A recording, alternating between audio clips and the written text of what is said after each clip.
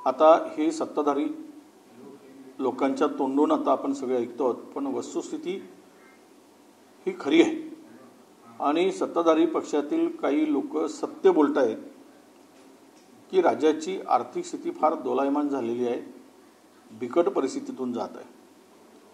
कालच माझ्या मतदारसंघामध्ये गेल्या 7 महिन्यापासून निराधारचे पैसे न मिळाल्यामुळे एका वयोवृद्ध माणसांनी आत्महत्या केली।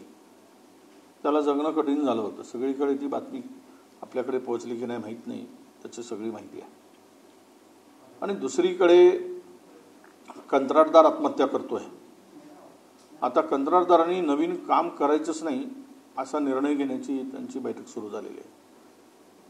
रस्त्यांची पूर्णतः चाळण झाली। मागील 2 वर्षापासून पुरेसा निधी नाही म्हणून कंत्राटदार टेंडर घेऊन काम करत नाहीत, पैसे मिळत नाही म्हणून। फार वाईट अवस्थेमधून हे राज्य चाललेलं आहे। आता 9,38,00,000 कर्ज झालेलं आहे। साधारणतः 80,000 कोटी रुपये PWDचे देणे आहे। इतर विभागांची गोळाबेरीज केली तर आता साधारणतः 1.5 लाख कोटी रुपयाची लायबिलिटी या राज्य सरकारवर आता आहे। ती तुरंत देणे आहे। या संदर्भातले वित्तमंत्री काय तो खुलासा करतील, पण आमच्याकडे जे माहिती आहे त्या माहितीच्या आधारे मी बोलतो आहे। याबरोबर आता यांनी जे काही आश्वासनं दिले त्या आश्वासनाची पूर्तता कुठे होताना दिसत नाही। लाडक्या बहिणीला 2100 रुपये देतो म्हणून फसवणूक केली, 1500 रुपये देत आहेत, त्यातले 24 लाख महिलांना त्यातून वगळलंय विविध कारणाने। आणि शेतकऱ्यांच्या कर्जाला कर्जमाफीचा फार मोठा सरकारने छाती बडवून उर बडवून सांगितलं की आम्ही कर्जमाफी करणार आहोत, 7/12 कोरा करणार आहोत।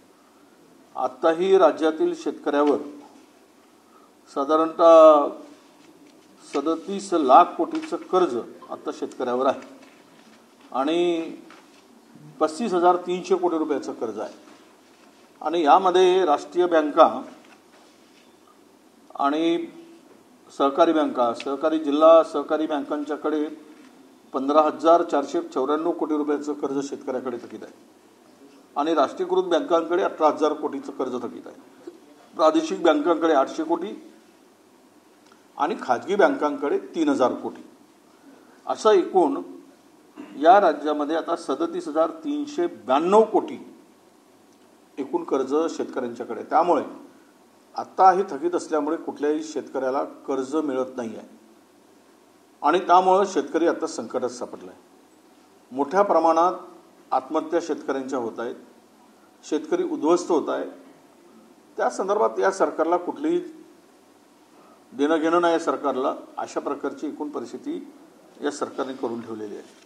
खरं तर दुर्दैवानं शेतकरी आत्महत्या करतो, वयोवृद्ध आत्महत्या करतो, कंत्राटदार आत्महत्या करतो आणि सरकार मात्र मूग गिळून गप्प बसलेला आहे। कुठेच त्यांची ॲक्शन दिसत नाही। एकीकडे कलंकित मंत्र्यांची यादी वाढत चालली, त्याच्यावर निर्णय होत नाही आणि दुसरीकडे हे सगळ्यांचं आत्महत्येचं सत्र सुरू आहे। आता बोलल्याप्रमाणे कलंकित मंत्रीवर अजूनही कारवाई होत नाही। कृषी मंत्र्यांचा राजीनामा न घेणं म्हणजे याबाबत सरकारची काय भूमिका आहे काय कळत नाही। अजितदादांना अशी काय अडचण आहे की त्यांचा राजीनामा ते घेत नाही। एवढे मोठे त्यांनी शेतकऱ्यांना आव्हानजनक टिप्पणी केली, शेतकऱ्यांना उद्ध्वस्त केलं आणि ते रमी खेळण्यात व्यस्त असतात। ते सगळीकडे लोकांनी पाहिलंय। ते ऑनलाईन गेमवर व्यस्त आहेत आणि त्यांनी तेही म्हटलं होतं की ओसाळगावची पाटीलकी आहे शेती किमान, आणि त्यांच्यावर अशा कृषी मंत्र्यावर शेतकऱ्यांना वारंवार हिनवणाऱ्या मंत्र्यावर, ज्यांना जो भिकारी म्हणून संबोधतो, कारवाई होत नाही। हे राज्याचं दुर्दैव आहे असं मी मानतो। दादांची काय अडचण आहे ते मला माहीत नाही, पण नुसते काही मनामध्ये खाते बदलण्याचा विषय चालला होता, पण त्यामध्ये ते त्यांना माहीत। पण मला वाटतं की या अशा शेतकऱ्यांचा अवमान करणाऱ्यांचा राजीनामा सरकारने लवकर घेतला पाहिजे, नाहीतर हे सरकार अशा नालायक लोकांच्या पाठीमागे आहे असा त्याचा अर्थ होतो। म्हणजेच सरकारला अशी मंत्री चालतात, शेतकऱ्यांचा अवमान करणारे, हनी ट्रॅपमध्ये असणारे, बिअर बार चालवणारे आणि पैशाची बॅग बाळगणारे असे मंत्री सरकारला चालतात का, हा खरा प्रश्न आहे. आणि अशा मंत्र्यांना सरकार पाठीशी घालतं काय?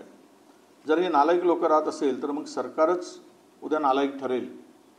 अशा मंत्र्यांना पाठीशी घालून आणि हे यांना दाखवायचं आहे की आम्ही नालायकच आहोत, हा बेशरमपणा सरकारला दाखवायचा असेल तर कारवाई करू नये, अन्यथा यांनी त्यावर कारवाई केली पाहिजे असं आमचं स्पष्टपणे मत आहे. आपल्याला माहीत आहे की अलीकडे नवनवीन प्रकरणावरून आपल्या राज्यामध्ये येत असतात. हनी ट्रॅपवरून लक्ष विचलित करण्यासाठी जे आत्ता समोर माहिती येते आहे, खडसेंच्या जावयांना त्या ठिकाणी जी काही कारवाई झाली त्यामध्ये हा एकूणच प्रकार जो आहे तो प्रकार त्यांना अडकवण्यासाठी रचलेला हा ट्रॅप आहे, अशा प्रकारची माहिती समोर येते आहे.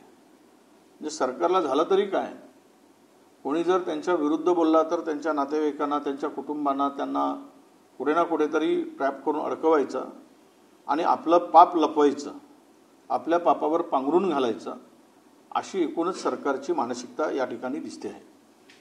म्हणजेच सरकारला, सरकारची तिजोरी लुटणारे, सरकारमध्ये घाणेरडे कृत्य करणारे, सरकारमध्ये म्हणजे बिअरबार चालवणारे, सरकारमध्ये आमदाराला आपल्या सरकारमध्ये इतरांना बदलून काढणारे, सगळं कसं चालतं, कुठल्या दिशेने हे राज्य चाललं आहे, हा एवढा किळसवाना प्रकार कधीच महाराष्ट्राने पाहिला नाही. हा सगळा प्रकार महाराष्ट्रात आता आपण सगळ्यांना बघायला मिळतो आहे. फार मला वाटतं की आम्ही महाराष्ट्राचं नाव मोठ्या अभिमानाने आम्ही घेतो, पण अलीकडच्या या सरकारमुळे महाराष्ट्र देशामध्ये सगळ्यात बदनाम राष्ट्र म्हणून महाराष्ट्राची आता ओळख व्हायला लागली आहे. त्याच्याही पलीकडे जाऊन जे आत्ता चाललेलं आहे की मोठ्या प्रमाणामध्ये सरकारकडे पैसे नसताना आज बिअर बारमध्ये सही करायसाठी मात्र अधिकारी बसतात आणि बिअर बारमध्ये दारू ढोसत, नशा करत सरकारी फाईलवर सह्या केल्या जात आहेत. माझ्या माहितीप्रमाणे ते गडचिरोलीचे अधिकारी असल्याची माहिती समोर आली आहे. ज्या जिल्ह्याचे पालकमंत्री मुख्यमंत्री असतील त्या जिल्ह्यातले अधिकारी जर असे बेधुंद असतील तर कुठल्या दिशेनं विकासाचा गाडा हे आखणार आहेत किंवा नेता आहेत, याचं उत्तर आमच्याकडून मागण्यापेक्षा जनतेने किंवा त्या स्वतः सरकारने दिलं पाहिजे. या सगळ्या प्रकरणामध्ये आपण सगळेजण बघतात महाराष्ट्रामध्ये की इन्फ्रास्ट्रक्चरच्या नावाखाली एकीकडे शेतकऱ्यांना वेठीस धरलं जातं. खूप विरोध असूनही राज्यात आम्ही शक्तीपीठ मार्गाला बांधण्याचा चंग करतो, एकदम आम्ही वेळा उचलतो, अशा प्रकारची भूमिका सरकारची आहे. शेतकरी टाहो फोडून ओरडतोय की आम्हाला नको आहे. मग ही सक्ती काय आहे, ही कशामुळे आहे? लोकांचा विरोध पत्करून, शेतकऱ्यांचा विरोध पत्करून असे महामार्ग बांधायला पैसे आहेत, मात्र शेतकऱ्यांचे थकीत कर्ज 37,000 कोटी रुपये माफ करायसाठी सरकारकडे पैसे नाहीत. शेतकऱ्याला वाऱ्यावर सोडलं आहे. काल परवा 370 कोटी रुपयाची मदत, काहीतरी मदत पुनर्वसन मंत्र्यांनी जाहीर केली. अवकाळी पावसामुळं आणि अतिवृष्टीमुळे, गारपिटीमुळे सरकारनेच दिलेला आकडा होता की 23,000 हेक्टर जमिनीचं नुकसान झालेलं आहे. साधारणतः जर आपण त्याला 1,500 रुपये, 15,000, 20,000 रुपये पकडले तर 4,500 कोटीची गरज आहे. पण दिले किती? तर 360 कोटी रुपये. म्हणजे ही घोर फसवणूक या ठिकाणी होते आहे. ॲम्ब्युलन्सच्या संदर्भामध्ये जे काही झारखंडमध्ये अटक झाली त्या डायरेक्टरला, हा घोटाळा खूप मोठा आहे. विविध पातळ्यावर यांची कोर्ट कचेरी सुरू आहे, त्याला काम दिलेलं आहे. यामध्ये कोण कोण आहेत ही चौकशी जर, आणि हा कंत्राट याची मुख्यमंत्र्यांनी जर चौकशी केली तर यातलं गोडमंगल मोठ्या प्रमाणात होईल. तिजोरीची लूट कशी चालली आहे आणि तिजोरी खाली का झाली, 5व्या नंबरवर फेकलो. किती मुख्यमंत्री आणि उपमुख्यमंत्री छाती ठोकून सांगितले तरी राज्यातील उद्योग बाहेर जात आहेत. हिंजवाडीमधला IT प्रकल्प बाहेर गेला आहे. राग मात्र आम्ही सरपंचावर काढतो आहे. सरपंच त्याला दोषी कसा असेल? ट्रॅफिकमध्ये जेवढा ट्रॅफिकचा तिकडे प्रॉब्लेम आहे, 2-2 तास ट्रॅफिकमध्ये लोक अडकतात आणि त्यामुळे तो प्रोजेक्ट बाहेर जात असेल तर इन्फ्रास्ट्रक्चर त्या IT पार्कपर्यंत कोणी उभं करायचं? सरकारने करायचं की सरपंचांनी करायचं? म्हणून मला वाटतं एकमेकावर ढकलाढकली करणारे हे सरकार आहे. जबाबदारी कोणी घ्यायला तयार नाही. मलिदा खायला मात्र सगळे मिळून खातात, पण राज्य चालवताना किंवा लोकांची कामं करताना यांना एकामेकावर ढकलून हे राज्य चालवलं जात आहे. असं एक बेजबाबदार सरकार म्हणून महाराष्ट्रात या सरकारची आता ओळख झालेली आहे.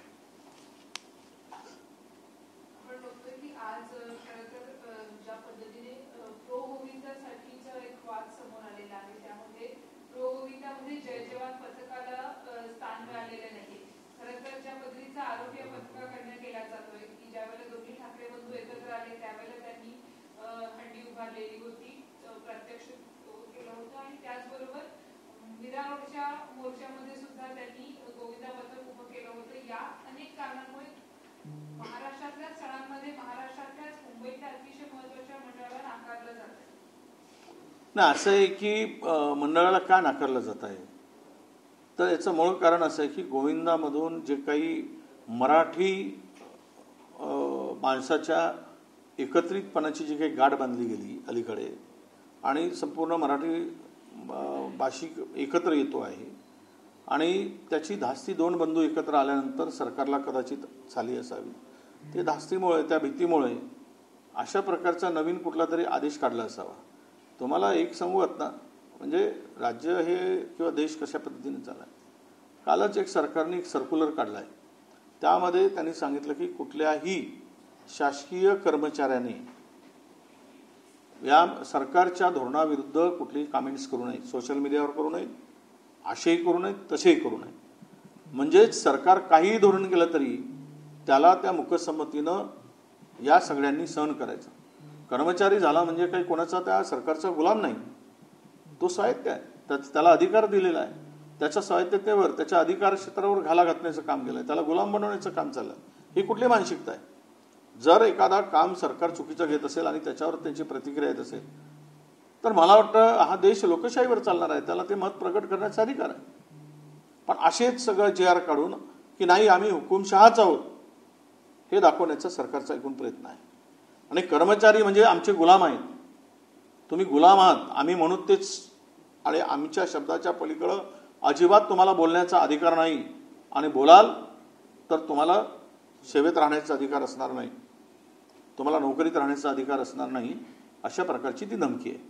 त्याच पद्धतीनं हे कारभार सुरू आहे की 2 बंधू एकत्र आल्यानंतर जी काही परिस्थिती आता निर्माण होते आहे तो कदाचित त्यांच्या याच्यापेक्षा मोठी हंडी बांधू शकतील. ते नाही असं नाही, वेगळाही गोविंदा करू शकतील. आता काय सरकारचेच पैसे आहेत लुटलेले, त्यामुळं हंडीचा साईज वाढेल आणि तिकडे जाणारा जो काही यांचा परंपरागत जे काही हा उत्सवामध्ये सहभागी होणारे मंडळ आहेत किंवा तो आयोजक आहेत त्याच्यापेक्षा मोठं दाखवण्याचा प्रयत्न होईल आणि लोकांमध्ये मेसेज देण्याचा प्रयत्न करेल की हे एकत्र येवत की न येवत पण यांच्यापेक्षा आम्ही काही मोठं करू शकतो. हा एक प्रकार त्याच्यामध्ये असू शकतो. सर, माणिकराव कोकाटेंचा राजीनामा घेतला जाणार नाही, वादग्रस्त मंत्र्यांना समज दिली गेली असं मंत्रिमंडळामध्ये झालेलं. चांगला आहे, नका घेऊ राजीनामा. यांना किमान तेवढं तर करा. मी काल बोललो की श्रावण मास सुरू आहे, सोमवारी यांना गोमूत्र घेऊन शुद्ध करून तर घ्या.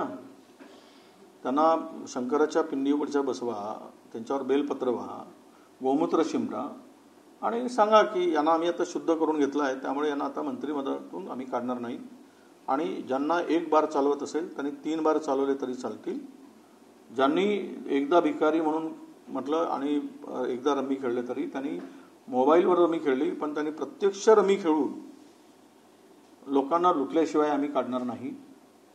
आणि 1 बॅग दिसली, किमान 10 बॅग दिसल्याशिवाय आम्ही त्यांना मंत्रिमंडळातून हकालपट्टीच करणार नाही, अशा प्रकारचा एकदा विषय ठरवावा आणि मग तो निर्णय घ्यावा. आमचा त्यांना पाठिंबा राहील. सर, कुठेतरी ब्लेम गेम सुरू आहे असं वाटतं का भाजप? कारण राष्ट्रवादी म्हणते की एक ऑलरेडी आमचा राजीनामा घेतला आहे, आता शिंदेच्या माणसांचे देखील राजीनामे घ्या, मंत्र्यांचे देखील राजीनामे घ्या, तर कुठेतरी हे सगळं ब्लेम गेम सुरू आहे असं वाटतंय. असंही तिघांचं राज्य आहे आणि यांना माहीत नव्हतं की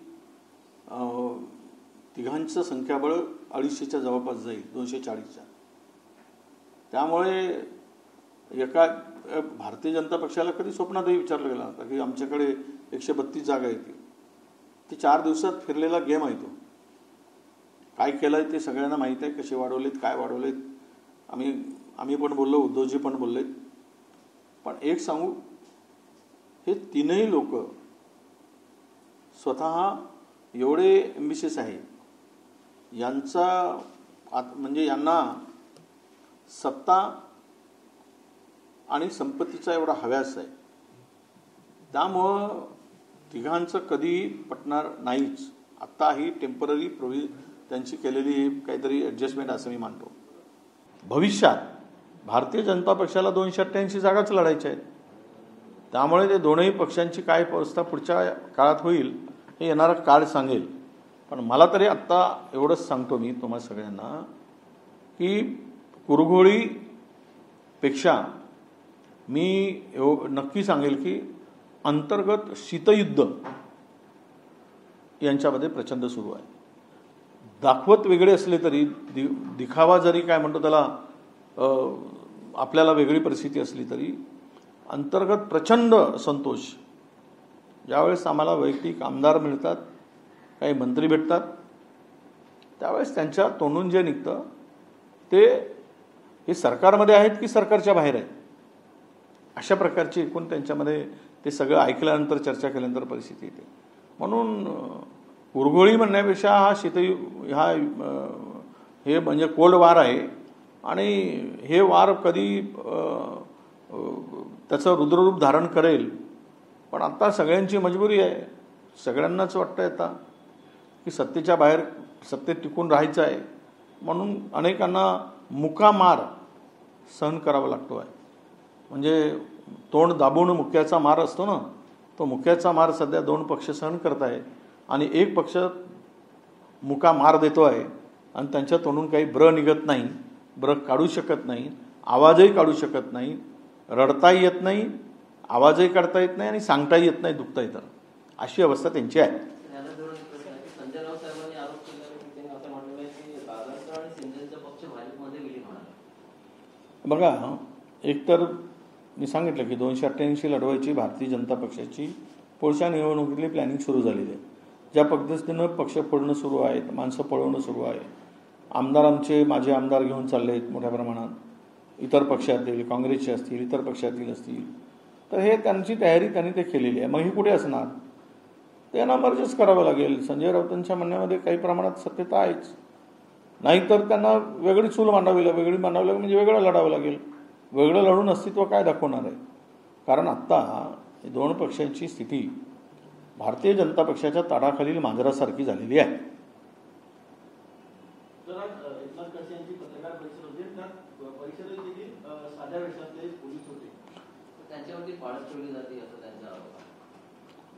मी तर माहिती घेतली नाही, पण आता वस्तुस्थिती जर अशी असेल तर ते दुःखदायक आहे.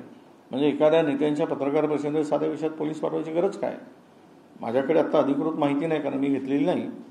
पण हे असेल तर फार दुर्दैवी आहे हा प्रकार. म्हणजे मला वाटतं की पाळत ठेवून किंवा पोलीस पाठवून दबाव तंत्राचा जो काही आहे, सत्यता बाहेर येऊन देण्यासाठी, तिथे काय पत्रकार परिषदेमध्ये तलवार आणि बंदुका घेऊन कोणी येणार होते?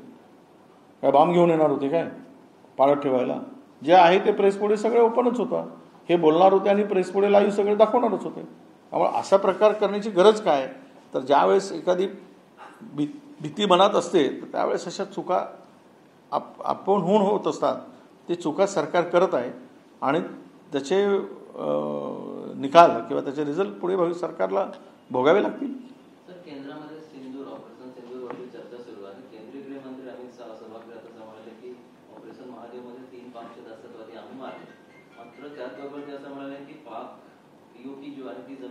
काँग्रेसच्या काळात गेली. त्याचबरोबर टायगर मेमन दाऊद हे काँग्रेसच्या काळात पळाले आणि विरोधकांना ऑपरेशन सिंदूरवर प्रश्न विचारण्याचा अधिकारच नाही असं केंद्रीय गृहमंत्री म्हणाले. डिबेट पूर्ण होऊ द्या. अनेकांचे भाषण आता मी ऐकले नाही, ऐकू द्या. कोण कोणाला सोडलं आहे तर भारताला माहीत आहे. कोण विमानानं नेऊन सोडलं आहे, विमान उतरवून दिलं आहे ते. त्यामुळे आता ह्यावर काय बोलायचं. पण एक आहे की इकडे सिंदूरची चर्चा विरोधकांनी काढली आणि तिकडे मात्र पहलगामचे अतिरेकी मारले जातात. म्हणजे टायमिंग किती साधलं आहे बघा.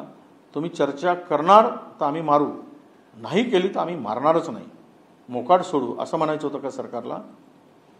म्हणजे आत्तापर्यंत इतके दिवस झालेत पहलगामचा विषय येऊन, आणि इतके दिवस झाल्यानंतर जर सरकार त्यांना पकडू शकली नाही आणि ही चर्चा सभागृहात सुरू आहे आणि विरोधक टीका करतायत, विरोधक सत्य म्हणतायत की ऑपरेशन सिंदूर का थांबवलं, कोणाच्या इशाऱ्यावर थांबवलं, त्याचं उत्तर मिळत नाही. एकदा ते ट्रम्प घसा फाटेपर्यंत सांगतायत 25 वेळा की मीच थांबवलं, आणि हे म्हणतायत की नाही आम्ही पाकिस्तानची विनंती केली म्हणून थांबलं. सत्य काय आहे. पंतप्रधानांनी त्या संदर्भातली भूमिका मांडावी. हे खालच्या लोकांनी म्हणून उपयोग नाही. पंतप्रधानांनी ठोस भूमिका मांडली पाहिजेत की नाही मी हे केलेलं आहे, ट्रम्पची काय अवकात आहे मला थांबवण्याची, दाखवा जरा अवकात.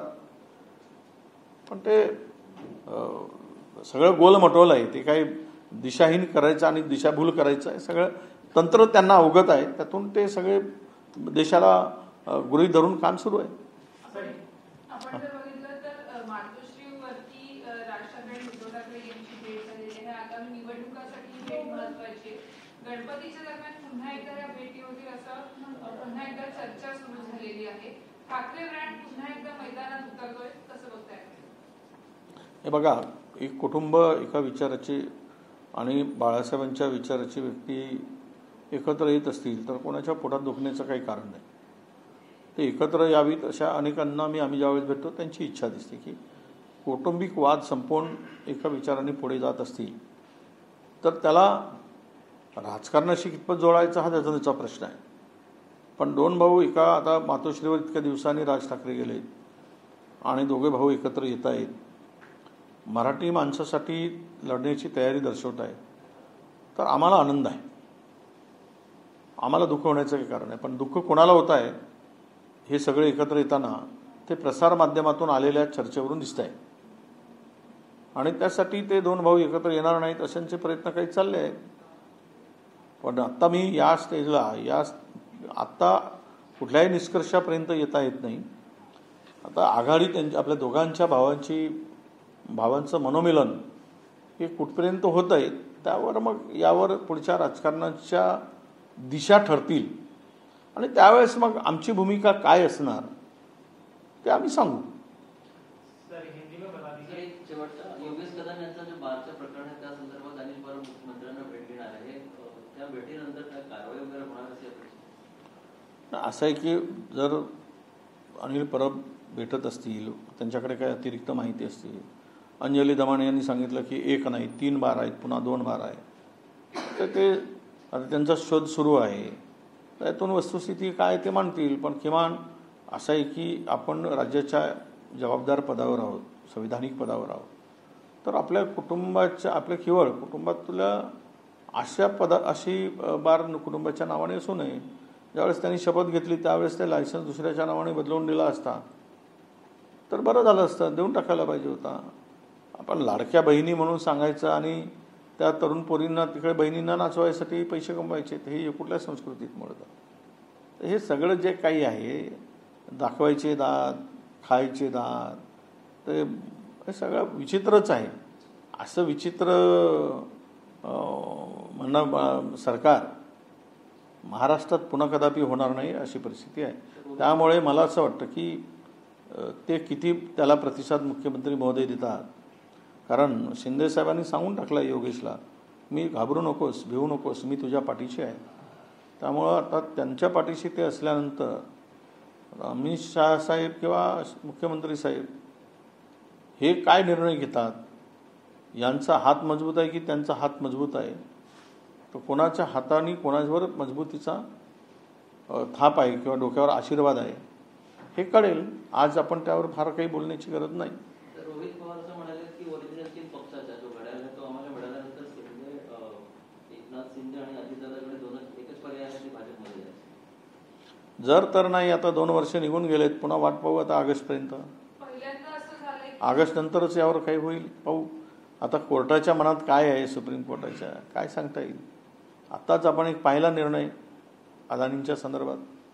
कालच झालेला गोरेगावमध्ये माडांच्या जमिनीवर त्यांचा विदाऊट कन्सर्न नसतानाही सुप्रीम कोर्टाने सांगितलं की तुम्ही खरं तर माडाच्या ॲक्टमध्ये जी काही प्रोव्हिजन आहे ती असं आहे की त्यांच्या विदाऊट कन्सेंटनी त्यांना रिडेव्हलपमेंट करता येणार नाही.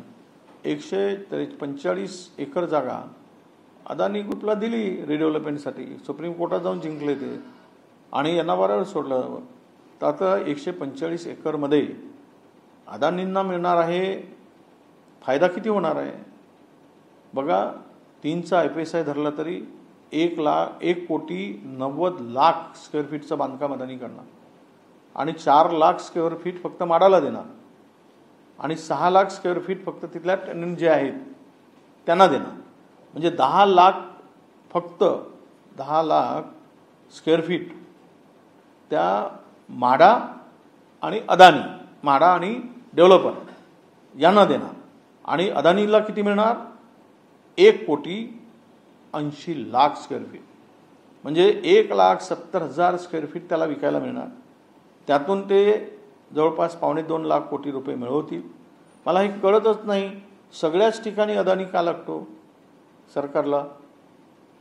म्हणजे अदानी का लागत आहे? तर अदानी एवढा दानी कधीपासून झाला की अदानी लागतोय? सर, हिंदी में जानना चाहेंगे, आज पार्लियामेंट में जिस तरह से ऑपरेशन सिंदूर की बहस हो रही है, वहीं दूसरी तरफ एक खबर आती है कि 3 आतंकवादी मारे गए, उसके बाद ये डिबेट चालू किए, तो कहीं ना कहीं आपको लगता है कोइंसिडेंस है? ये तो स्पष्ट दिखता है ना. महाराष्ट्र में जैसा हुआ, इधर हैनी ट्रैप चल रहा था, उधर खड़से के जवाई को अरेस्ट किया गया, तो इससे क्या पता मैसेज गया? तो यही वहाँ पे हो रहा है कि इधर डिबेट चल रही है, इस पे डिस्कस चल रहा है, डिस्कशन हाउस के अंदर में सिंदूर को लेकर, और तभी मारे गए. इसका मतलब क्या है? आप अभी तक वो मारे क्यों नहीं गए थे? कहाँ छुपे? आपने जाकर सीमा पार ऑपरेशन करके आए सिंदूर, और देश में छुपे आपको आतंकी नहीं मिले. इसका मतलब स्पष्ट है कि ये इधर अभी सरकार का कहना था कि नहीं नहीं, आप इधर चर्चा करो, तब तक इनको छुपा के रखो. ये चर्चा करेंगे तब हम मारेंगे, फिर हम अभिनंदन का ठहराव लाएंगे और अपनी पार्ट थपथपाएंगे. ऐसा कहना था कि सरकार का. इसके लिए रुके थे क्या? इनको मारना था, छुपे थे, 200 किलोमीटर 250 किलोमीटर अंदर आकर अपने लोगों को अगर मार के चले जा रहे, तो ये अभी तक कार्रवाई क्यों नहीं हुई? इसका तो सवाल खड़ा होता ही है और इसका जवाब सरकार को देना भी पड़ेगा. अमित शाह ये कह रहे हैं कि कांग्रेस जो है वो इंडियन आर्मी पे सवाल उठाती है, क्लीन चिट पाकिस्तान को देती है, तो घुमा फिरा के कहीं ना कहीं वापस कांग्रेस पर ये नहीं, क्लीन चिट देखो, सरकार के खिलाफ में बोले तो वो इसके ऊपर लेके जाते हैं. सरकार जवाबदेही होती है, मिलिट्री जवाबदेही नहीं होती है. हम लोग जो आरोप करते हैं सरकार के ऊपर करते हैं, जब सरकार अड़चन में आती है तो मिलिट्री को सामने करती है. ये होते जा रहा है, ये वास्तविकता है. सरकार जवाब नहीं दे सकती तब मिलिट्री का नाम सामने करके उससे छुपना चाहती है, उससे अपना वो सेव करना चाहती है. माणिकराव फोगाटे की अगर बात करें तो कैबिनेट मीटिंग भी होती है, लेकिन इस्तीफे की कोई बात नहीं होती. नहीं, इस्तीफा नहीं लिया जाएगा. ऐसे है कि अब सरकार को लगा होगा कि इन्होंने जिन लोग मंत्रियों ने ये किया है वो कम है, अब ये इनको इससे ज़्यादा और करने का मौका देना चाहिए. अगर फोगाटे पत्ते वो मोबाइल पे खेल रहे तो असलियत में पत्ते खेलने का भी मौका देना चाहिए, तब हम निकालेंगे. मोबाइल से क्या होगा? अगर किसान को भिखारी कहते हैं तो बोलने दो, इससे भी और अपमानजनक बात होनी चाहिए. और इसके साथ में अगर योगेश एक बार चलाते उनके फैमिली में तो 3 बार चलाए कम से कम, तब कार्रवाई होगी. तो ऐसे थोड़ा ये होगा कि अगर सिरसाट के यहाँ 1 बैग मिलती है तो क्या होता है, अगर 5 बैग मिली तो हम कार्रवाई करेंगे, नहीं तो इससे पहले कार्रवाई नहीं कर सकते. तो इसके लिए उनको 5 बैग तक का रोक के रखने का उनका इरादा है. इनके 3-4 बार और देखने तक का इनका इरादा है. कोकाटे और से रम्मी में पैसे जीत रहे थे नहीं ऑनलाइन रम्मी पे, तब तक उनको रखेंगे। अभी हार चुके होंगे तो जीतने के लिए मौका देना चाहिए, ये भी हो सकता है, तो इसीलिए उनको बचाया जा रहा है। सरकार की तरफ से कि जो गवर्नमेंट एम्प्लॉयज है सोशल मीडिया पर गवर्नमेंट की पॉलिसीज को क्रिटिसाइज ना करें, किस तरह से देखते हैं? नहीं, देखिए ये तो मेरे ख्याल से सरकार भी अपनी नाकामी, सरकार जो एक पॉलिसी बनाती है, पॉलिसी पे तो ओपन होना चाहिए सबका डिस्कशन, बात करने का। अगर गवर्नमेंट सर्वेंट है तो कोई गुलाम नहीं है सरकार का, ये गुलामी ये कब से आ गई? ये तो डेमोक्रेसी में सबको वो है, ड्यूटी करता है, पेमेंट पगार लेता है, इसका मतलब उसका अधिकार, उसको वो उसका स्वायत्तता उसको छीनने का अधिकार किसी को नहीं है। इस तरह के जीआर निकाल कर सरकार अगर किसी को दबाना चाहती है और अपनी गलतियां छुपाना चाहती है, तो ये मतलब यही है कि सरकार की मंशा हुकुमशाही की है। सरकार का विश्वास डेमोक्रेसी पर नहीं है। जो भी निर्णय होता है उसके ऊपर खुला डिबेट होना चाहिए, चाहे कोई भी करे। अगर वो सोशल मीडिया पर अपना मत प्रदर्शित करते हैं या अपनी राय रखते हैं अधिकारी, तो बुरा क्या है? लोगों तक तो मैसेज जा रहा है। आप लोगों तक कोई जाना ही नहीं चाहिए, सरकार भी नहीं देगी और कर्मचारी भी नहीं देगा, और अंदर के अंदर सब देश स्टेट को पूरा बर्बाद करते रहेंगे। और हमने जो गलतियां किया है, हमने ये सरकार जनता को जो बर्बाद करके रखा है, तो बाहर नहीं आना चाहिए। यही सरकार की मंशा दिखती है।